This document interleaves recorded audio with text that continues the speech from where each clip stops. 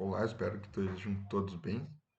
Então, continuando a nossa disciplina de Engenharia de Veículos Automotivos, a gente já abordou nessa disciplina a questão de freios e embreagem, já abordou a questão dos motores, então um pouquinho da parte de dimensionamento dos motores, os ciclos dos motores, mas como é que essa força ou essa potência gerada no motor chega até a roda ou qual que é esse relacionamento do motor com o veículo? Então, vocês tiveram um trabalho no disco virtual lá sobre uma parte aerodinâmica e hoje a gente vai falar um pouquinho sobre relacionamento motor-veículo.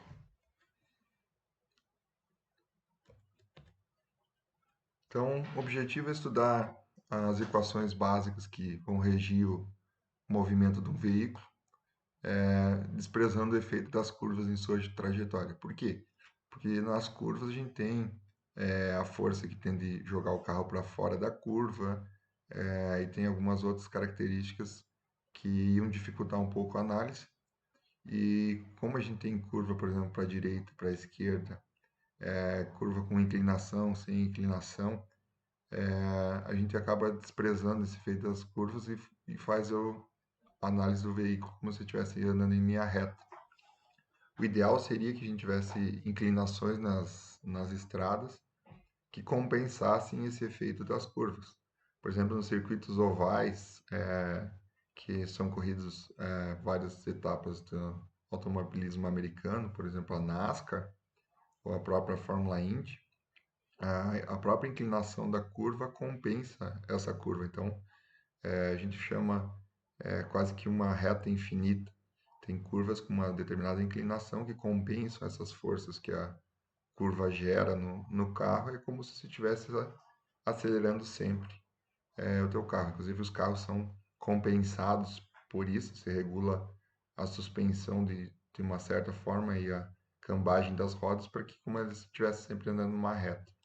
Mas aqui, no caso da engenharia automotiva, a gente acaba desprezando os efeitos da curva para fazer esse estudo. Mas se a gente for pensar que tipo de força que atua sobre um carro, então se a gente for pensar num diagrama de forças para um veículo, a gente tem, fazendo o carro ir para frente, a gente tem a propulsão do motor. Lógico, se ele tiver engatado numa caixa de transmissão que esteja fazendo ele ir para frente. Mas então, a gente tem uma força que é a força de propulsão do veículo, mas tem algumas forças que seguram esse carro ou impedem o movimento desse carro.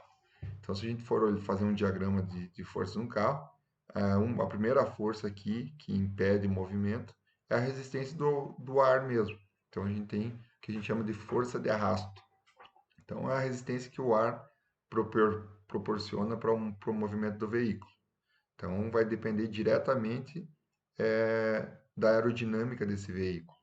Então, a gente deseja sempre uma, uma quantidade pequena de pressão positiva na frente. Quanto menor essa pressão positiva na frente, mais fácil o carro vai se deslocar e se evita uma pressão negativa aqui na traseira, porque uma pressão negativa na traseira acaba segurando o movimento do veículo, faz com que ele vá para trás. Isso nas corridas é muito comum, o carro frontal faz uma zona de pressão negativa aqui e o pessoal comenta que o carro traseiro está pegando o vácuo do carro. Realmente, pela forma aerodinâmica do carro, ele acaba gerando uma zona de baixa pressão aqui embaixo. Se um carro vier nessa região aqui, ele vai estar sofrendo menos força de arraste, vai facilitar o movimento dele. Então, o primeiro movimento é a força de arraste. A gente tem uma outra força que a gente chama força de rolamento. Essa força de rolamento é devido ao contato dos pneus com a pista. Então, o próprio contato do pneu com a pista, ele gera um atrito e dependendo muito dos tipos de pneu, das condições do pneu e até da calibragem do pneu, vai mudar essa força de rolamento que a gente chama. Vocês já devem ter visto, por exemplo, quando você vai andar com um carro off-road, que você vai andar, por exemplo, numa estrada com mais lama, o pessoal geralmente faz uma calibragem do pneu mais baixa, ou seja, se esvazia um pouco o pneu. Por quê? Porque o pneu vai ter mais área de contato com o solo, então ele vai conseguir, teoricamente, agarrar melhor no solo, vai te dar uma tração melhor. Mas se você vai andar no asfalto, por exemplo, você procura andar com o pneu mais cheio para ter uma área menor, ter uma aderência menor, digamos assim, e ter um atrito menor também. Então você vai ter um menor consumo de combustível. No projeto que a Univille já realiza há um bom tempo, que é o projeto de Maratona da Eficiência Energética, antes de cada prova, como são realizadas no asfalto, geralmente se calibra o pneu quase no limite extremo do que ele aguenta, para justamente ter a menor área de atrito possível com o solo e você gastar a menor quantidade de energia possível. Lógico que isso, por exemplo, numa curva te dificulta bastante a questão da estabilidade do carro. Então, tem todas as questões. Você geralmente regula essa calibragem do pneu de acordo com as condições que você vai andar. Vou andar no asfalto, vou andar na lama, vou precisar fazer curva, não vou precisar fazer curva. Por exemplo, em descidas também, você pega uma descida de estrada de chão, às vezes para o carro não pular tanto, você acaba esvaziando os pneus para ele ter uma estabilidade melhor. Então você tem a força de arrasto, se for tem a força de rolamento, e aqui ele está um carro inclinado a um ângulo alfa. Então você tem o que a gente chama aqui a próprio peso do carro, a gravidade atuando, e a gente vai chamar isso aqui de força de rampa. Então, lógico, quanto maior o ângulo de inclinação de uma rampa, maior é, energia você vai ter que despender para o teu carro andar. Se essa rampa tiver um ângulo negativo, por exemplo, uma descida, você não precisa, essa força de rampa vai te ajudar com o movimento do carro pela própria gravidade. Então, basicamente, para a gente manter um carro a velocidade constante, a potência do motor tem que ser suficiente para suprimir a força de arrasto, a força de rolamento e a força de rampa que esse carro tem que vencer. Então, a parte aerodinâmica até já tinha um artigo lá para vocês estudar, mas ela é diretamente relacionada à forma do veículo. Então, quando se define o conceito do carro, já está se falando na parte aerodinâmica do carro. E se a gente for pegar um exemplo, por exemplo, a gente pega um exemplo, uma Kombi. Uma Kombi é uma frente praticamente reta. A parte aerodinâmica dela vai causar muito arrasto. Diferente de um carro que a gente tem uma área frontal melhor designada, digamos assim. Então, a forma do veículo. A força de arrasto também vai determinar a sustentação do veículo. Se quem tiver a oportunidade depois pesquisar no YouTube, tem um vídeo sobre um acidente que ocorreu em Le Mans, que o chão do carro praticamente era reto e se criou um efeito asa no carro. Então o carro praticamente decolou e girou. Antigamente tinha um livro de mecânica dos fluidos chamava, que o autor era o Fox, que até a capa desse livro era esse carro decolando em Le Mans. Então a sustentação do veículo também depende dessa força de arrasto. Tem alguns veículos de corrida, por exemplo, que usam aerofólios para justamente dar um efeito que a gente chama de efeito solo no carro, para o ar conseguir fazer o carro ficar estabilizado no solo. Lógico que não faz sentido se colocar aerofólio num carro que ande a 80, 100 por hora, porque essa velocidade não é suficiente para fazer o carro decolar, digamos assim. Faz sentido num carro de Fórmula 1, que hoje tem até efeitos variáveis de asa, por exemplo, que faz muita diferença no desempenho do carro. O atrito na superfície, então o atrito entre o ar e a superfície do carro também está relacionado com a resistência aerodinâmica, as interferências e o fluxo interno de ar. O que é o fluxo interno de ar? Geralmente o veículo utiliza o ar externo, como o veículo está em movimento, para fazer a refrigeração dos seus sistemas.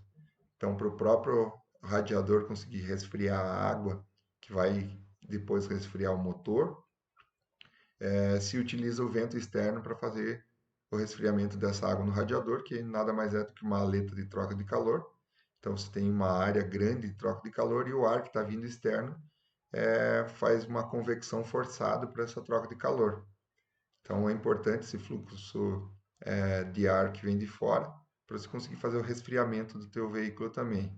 Então, se a gente falar do arrasto devido à forma, então depende basicamente do design do veículo, como é que é os contornos da carroceria que o ar vai ter que passar. Quanto mais difícil para o ar passar, maior a resistência do ar em passar. Então, por isso se fala muito, por exemplo, uma forma de gota. A forma de gota seria uma forma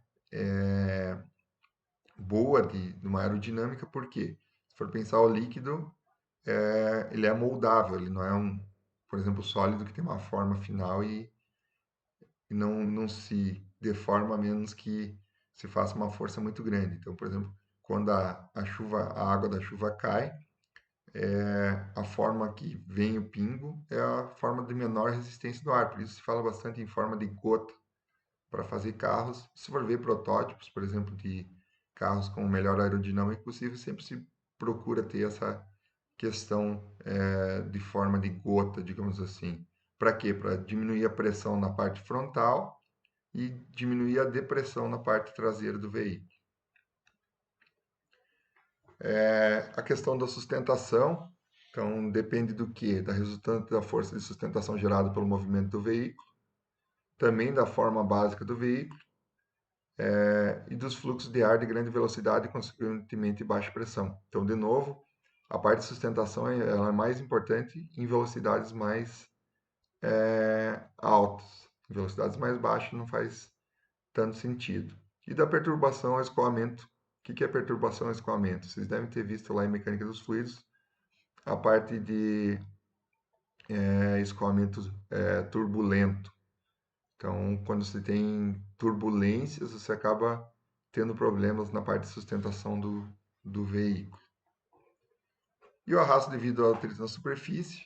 Então, depende diretamente do ar passando tangencialmente ao longo do veículo e do tipo do ar que está passando, então da densidade do ar diretamente. E as interferências, então, por exemplo, às vezes você coloca uma interferência externa na tua carroceria, um aerofólio, algum outro componente. O próprio espelho retrovisor, por exemplo, pode ser um adorno que está ali no carro, lógico que ele tem a sua importância, mas ele pode atrapalhar, aumentar essa resistência ao ar na carroceria. Então, qualquer coisa que possa aumentar essa resistência. E o fluxo de linha interno é o que eu falei. Se força um fluxo de ar para dentro do veículo para conseguir passar esse ar pelo radiador. Por isso, geralmente, os carros têm uma grade frontal. Então, esse ar passa pela grade frontal, vai passar pelo radiador para facilitar o resfriamento do carro. Tem alguns motores que, inclusive, não são nem resfriados a água, mas são resfriados a ar, como, por exemplo, é o caso do motor do Fusca, o motor da Kombi, eles são refrigerados a ar. Então, esse ar tem um papel importante no resfriamento do motor.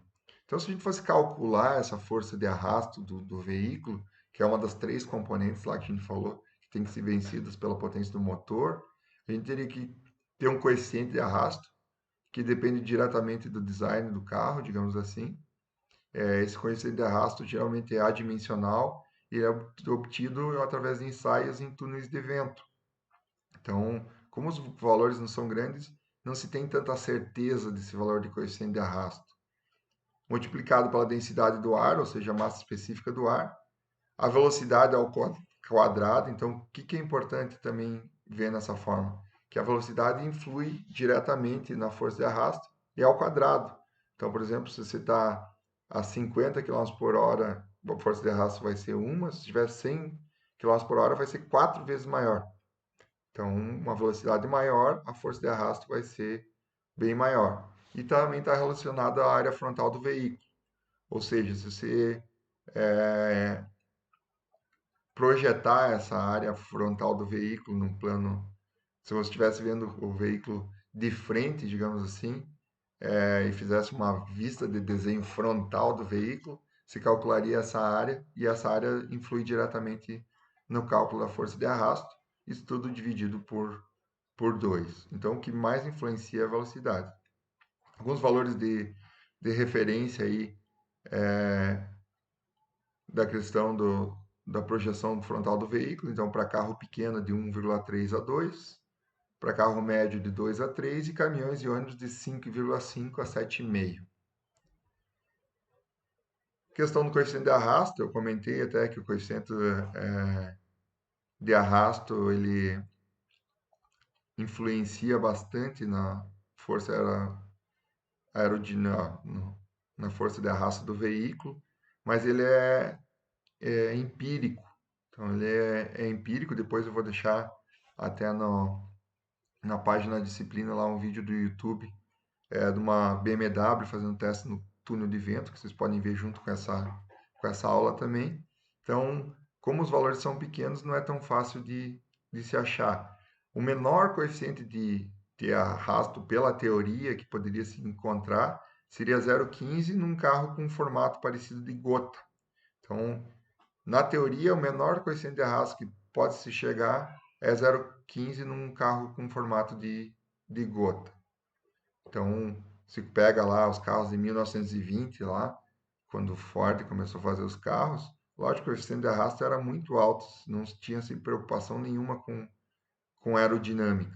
Então, chegava a 0,8, 0,9 esse coeficiente de arrasto. Aí, com o tempo, foi se melhorando o design dos carros e está cada vez mais próximo do 0,15, que é o mínimo teórico. Então, está se buscando cada vez mais isso para quê? Para diminuir a emissão de poluentes, que é uma procura constante, e principalmente a questão de consumo de combustível. Está relacionado diretamente essa parte aerodinâmica ao consumo de combustível, porque é uma força a menos que você precisa manter com o teu motor. Então, como é uma força menor, você precisa de uma força menor do motor, consequentemente vai gastar menos combustível. Então, os coeficientes de arrasto geralmente é feito em túnel de vento. Dificilmente você vai ter um túnel de vento é, muito grande, então geralmente se faz escala dos veículos de 3 para 8. Ou seja, você pega o tamanho real do veículo, multiplica por 3 e divide por 8 e coloca num túnel de vento para calcular essa questão do coeficiente. Então aqui é só uma forma de um túnel de vento onde é determinado um coeficiente de arrasto de um veículo. Então geralmente se faz um fluxo de ar. Esse fluxo de ar se geralmente utiliza um gás que tenha como V o gás, e geralmente se percebe uma zona de alta pressão na frente do veículo, como eu tinha comentado. Por que alta pressão? Porque aqui o gás está batendo direto na frente do veículo. E aqui, como ele descola do veículo, vai ter um lugar que praticamente não vai ter ar. Então vai dar uma zona de baixa pressão aqui atrás. Quanto maior essa zona de baixa pressão e de alta pressão aqui, pior a aerodinâmica do veículo. Você sempre tem que diminuir essa questão da alta pressão na frente e a baixa pressão atrás. Se a gente comparar alguns modelos de carro diferentes, por exemplo, aqui a gente tem um formato sedã. Então, o formato sedã tem o coeficiente de arrasto mais ou menos 0,358. Aí um coupé também com o mesmo coeficiente de arrasto 0,358. A gente vai ver que o perfil aqui das pressões, ele até fica bem similar entre o sedã e o coupé. Aí tem os carros que a gente chama de fastback, ou seja, que ele acaba a traseira praticamente junto aqui com a, com a carroceria do veículo, então ele emenda aqui, ele já vai para um coeficiente de arrasto bem menor, 0,315. E a Station Wagon, que é um carro mais comprido já, vai para 0,33. Então, lembrem que lá no começo era 0,9, mais ou menos esse coeficiente, já baixou para 0,3, mas ainda tem potencial para chegar até 0,15, digamos assim. Então, daria para diminuir quase metade a força de arrasto ainda. Então, alguns valores típicos de coeficiente de arrasto. Então, um carro de conversível é horrível para coeficiente de arrasto. Por quê? Porque estando com a capota aberta, tudo a resistência do ar está fazendo que o carro segure. Então, de 0,5 a 0,7. Os carros de corrida já está chegando a 0,2. Lembra que o mínimo teórico é 0,15. Então, eles já estão muito próximo do mínimo teórico. Ah, por que não chega então? Porque ele tem que manter uma parte de força de arrasto para força de sustentação. Se você chegasse no 0,15, por exemplo, no carro de corrida, você não ia ter o que eles chamam lá de efeito solo, que vai fazer com que o carro não decole. Então, dificilmente vai se baixar do 0,20 dos carros de corrida. Ônibus, aqui tem um grande potencial, ônibus e caminhão, então é ônibus de 0,6 a 0,7, caminhão 0,8 a 1,5, é muita coisa. Por isso que alguns caminhões também utilizam, não sei se já viram, o caminhão baú, por exemplo, ele tem quase que um defletor de ar em cima da cabine para reduzir um pouco o coeficiente de arrasto aerodinâmico. Motocicleta de 0,6 a 0,7, trator 1,30. No trator já não se tem uma preocupação tão grande, porque é um veículo agrícola, mas a partir de 2022 é para ter lei de emissões em veículos agrícolas, pode ser que se mude um pouco. No Brasil já uma regra já que a partir desse ano para quem usa trator para passar, por exemplo, veneno, tem que ser trator cabinado. Então já vai se mudar um pouco a questão do perfil dos tratores. E carro de passageiro 0,25, lógico, 0,25 aqui é o quê? Ah, um carro esportivo.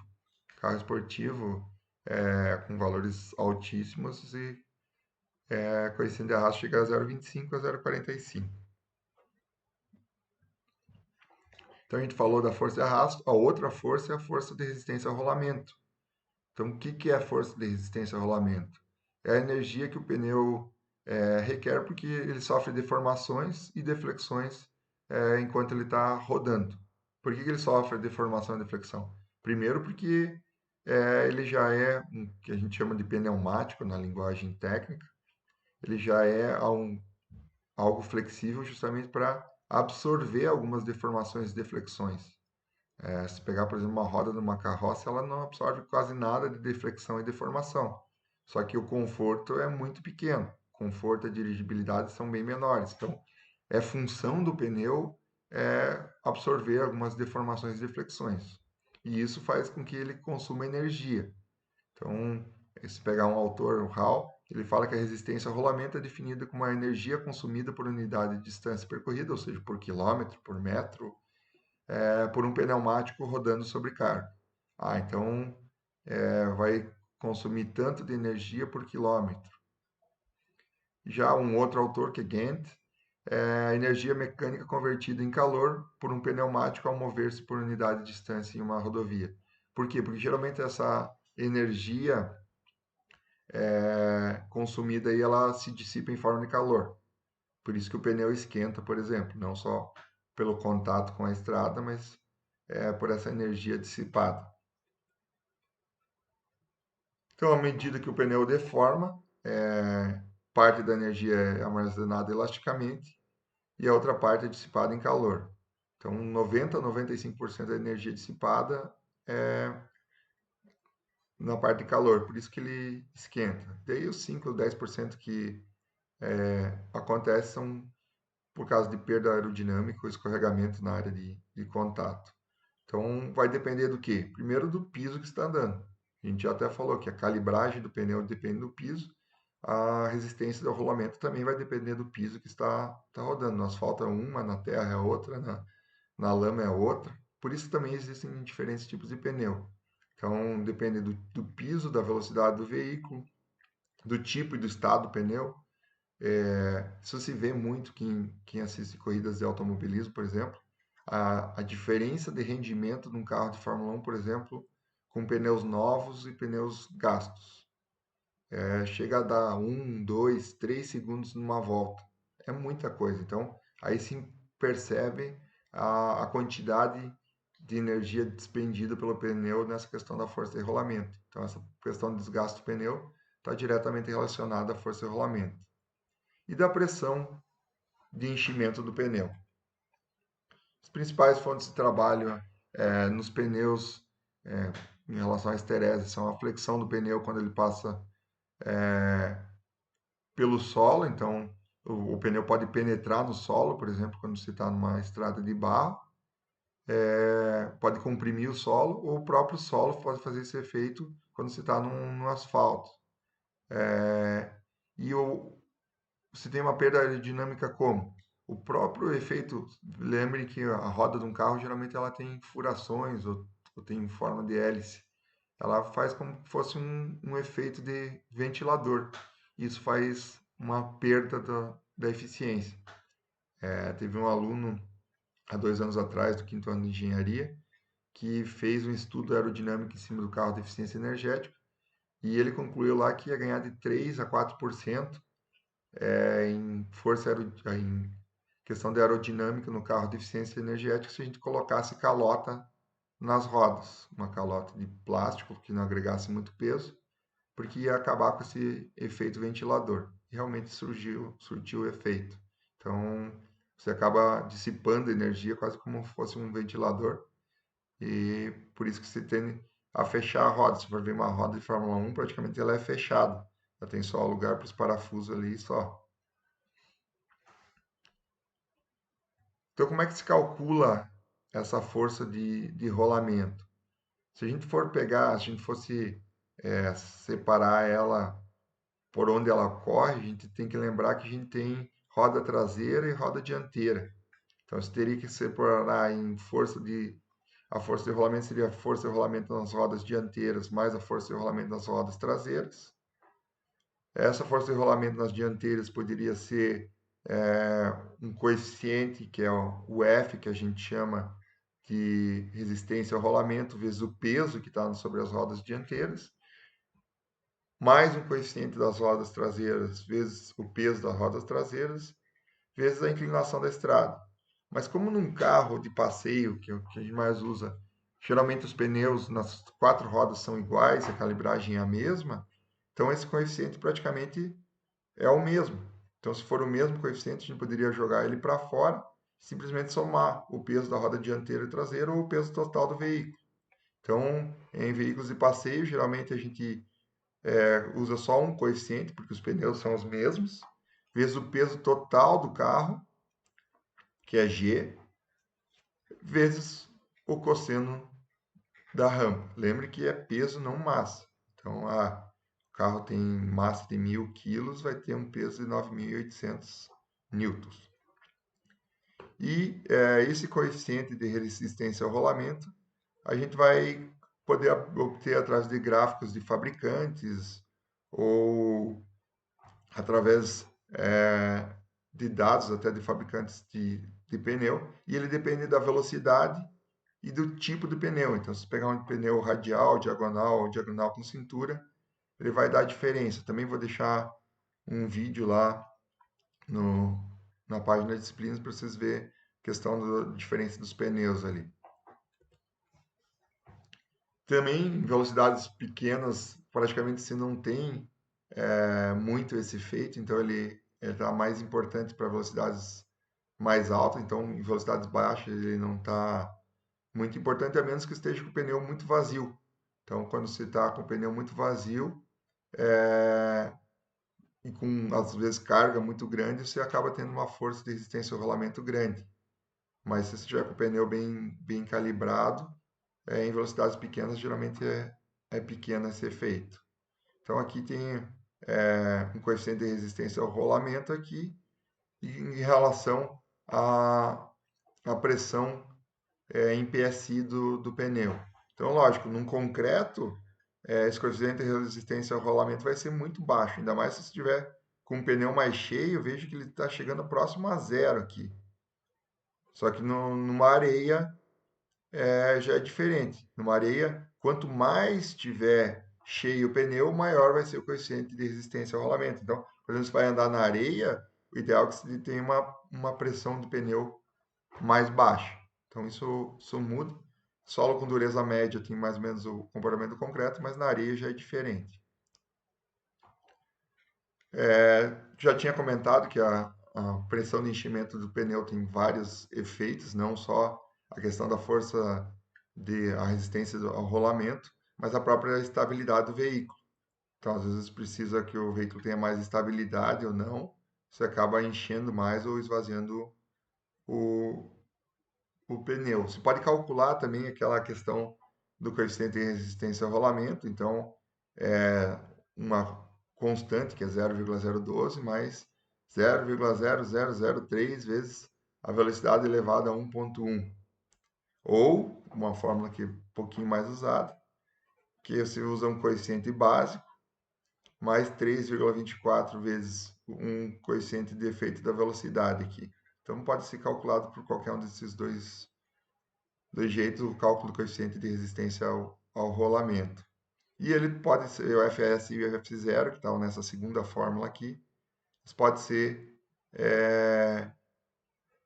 obtidos também através de gráfico. Então, vocês vejam que o F0 está aqui e o Fs está aqui. Então, você tem duas formas de obter de acordo com a pressão de inflação dos pneus. Lembre que o F0 não depende da velocidade e o Fs depende da velocidade. Então, para a velocidade até 131 km por hora, você poderá considerar quase que um coeficiente com variação linear e utilizar essa equação aqui. Tem outras opções, opções de expressões também para calcular esse coeficiente de resistência ao rolamento, que aí tem um fator S além da velocidade aqui. Esse fator S geralmente é dimensional e depende do tipo do piso que está andando. Então, se for concreto, é 1,31, da dureza média ou terra 7 e de areia 26. Então, veja como muda, ó, de concreto de 1,3 para areia 26. Aqui já é direto o coeficiente característico do tipo de piso. Então, para concreto asfalto 1,31, dureza média 7 e para areia 26. É o que eu tinha subscrito ali no antes. Então, aqui já dando direto coeficiente de resistência para diferentes tipos de solo. Então, concreto, dureza média e areia. Para carro de passeio, caminhões pesados e tratores. Vejam que para carro de passeio em concreto é muito baixo, 0,015. Já para trator em areia é 0,200. E já trator, carro de passeio em areia, 0,300. Então, o trator na areia é melhor do que o carro de passeio. E por último, a força de rampa. Então, a gente falou da força de arrasto, força de rolamento e a força de rampa. Força de rampa nada mais é do que o efeito da gravidade aí e da inclinação da pista. Então, quanto maior a inclinação da pista, maior a força de rampa. Lógico, quanto maior a inclinação da subida, mais difícil vai ser subir. E a inclinação dessa rampa geralmente é esse ângulo aqui, ou seja, é a projeção vertical da estrada sobre a projeção horizontal, que nada mais é que a tangente desse ângulo aqui. Então, a força total resistente ao movimento do motor ou do veículo vai ser a força de arrasto, mais a força de rolamento, mais a força de rampa. Aí também tem uma outra questão do raio do rolamento, que está diretamente relacionado ao tamanho da roda que se usa. Quanto maior a roda que se usar, maior vai ser o raio de rolamento. Então, o raio do rolamento vai ser o medido do aro da roda, dividido por 2, mais a largura de banda de rodagem, mais a relação entre a altura do pneu e a largura da banda de rodagem. E esses dois dados estão na especificação do pneu. Então, na verdade, os três dados estão na especificação do pneu. Então, você consegue tudo isso aqui de dado de especificação do pneu, mais o coeficiente adimensional dividido por π, que você consegue descobrir o tal do raio de rolamento. Por isso, por exemplo, se você alterar as medidas no pneu de um carro, você vai estar mudando o raio de rolamento do carro. Carro de passeio, geralmente a gente usa uma relação 3,05 para pneu radial e 2,99 para pneu diagonal. Então, o que acontece? Você tem um motor gerando uma potência, um torque aqui, está indo para a roda, isso aqui vai causar uma força de propulsão. Lógico que você tem rendimento aqui, que você vai perder um pouco. Essa força de propulsão vai ter que vencer a força de arrasto, a força de rolamento e a força de rampa. Então, o torque necessário do motor vai ser a força de propulsão vezes o raio da roda, dividido por três coisas aqui. Relação de transmissão do câmbio em uma determinada marcha. Então, por exemplo, para a gente saber se um carro vai arrancar em primeira numa determinada rampa, a gente teria que saber qual que é a relação de transmissão da engrenagem da primeira marcha. Geralmente é bem reduzida justamente para te dar torque. Vezes a relação de transmissão do diferencial, vezes a eficiência mecânica da transmissão. E quando o carro estiver numa velocidade constante, você vai ter a força de arrasto, a força de rotação e a força de rampa. Quando você vai arrancar, por exemplo, a força de arrasto é muito pequena, porque a velocidade praticamente é quase nula. E a força de rotação também é pequena. Então, quando você vai arrancar numa subida, você vai basicamente vencer a força de rampa. Mas quando está a velocidade constante, o torque necessário vai ser o quê? A força, a, o raio da roda, a força de arrasto, a força de rotação e a força de rampa. E se desprezarmos o escorregamento e a deformação do pneu, a gente consegue determinar qual que vai ser o torque necessário para você ter um veículo em uma determinada velocidade. O ponto ótimo onde o torque de torque é quando o torque necessário é igual ao torque disponível. Lógico, quando você tem um torque necessário maior que o torque disponível, o teu carro não anda mais. E quando você tem um torque disponível maior que o torque necessário, você está sobrando potência. Então, quando você está exatamente nesse ponto aqui, quer dizer que é o ideal do teu carro. Não está sobrando potência, nem tá acabando a potência. A partir do momento que o torque necessário é maior que o disponível, está faltando potência, aqui está sobrando potência. Aqui, uma curva de consumo específico. Lógico que quando você tem um torque disponível bem maior que o necessário, o consumo específico acaba caindo. E aqui a rotação. Então, por isso, quanto maior a rotação, mais teu carro vai consumir. Mais torque vai ser necessário e mais teu carro vai consumir. Por isso, tem os carros que tem uma luz verde no painel, que fala ali, modo econômico. Quando ele está no modo econômico? Quando está a rotação baixa. Quando está a rotação baixa, geralmente está em torque econômico. Quando está em rotação alta, você está consumindo mais. Com isso, você consegue calcular a autonomia. Então, a autonomia vai ser a velocidade do veículo vezes a massa específica do combustível, dividido pelo consumo específico e a potência de rotação no ponto de equilíbrio. Então, vários carros te dão autonomia já de um certo trecho da autonomia instantânea. Eles usam mais ou menos esse tipo de fórmula para conseguir calcular a questão da autonomia. E geralmente, antes de ter um carro, você faz ensaio em banco de prova no carro para testar diversas coisas. Mas a grande dificuldade é você conseguir relacionar quanto tempo no banco de prova corresponde a quantos quilômetros na estrada. Então, por isso que às vezes muitos testes ainda o carro vai para a rua e começa a apresentar problemas, porque às vezes você não consegue prever todas as condições no banco de prova que tem numa pista. A aula que vem a gente vai resolver alguns exemplos dessa parte da disciplina. Espero que tenha ficado claro para vocês. Eu vou postar mais além desse aqui, vou postar mais alguns vídeos ali na página da disciplina, se vocês puderem dar uma olhada aí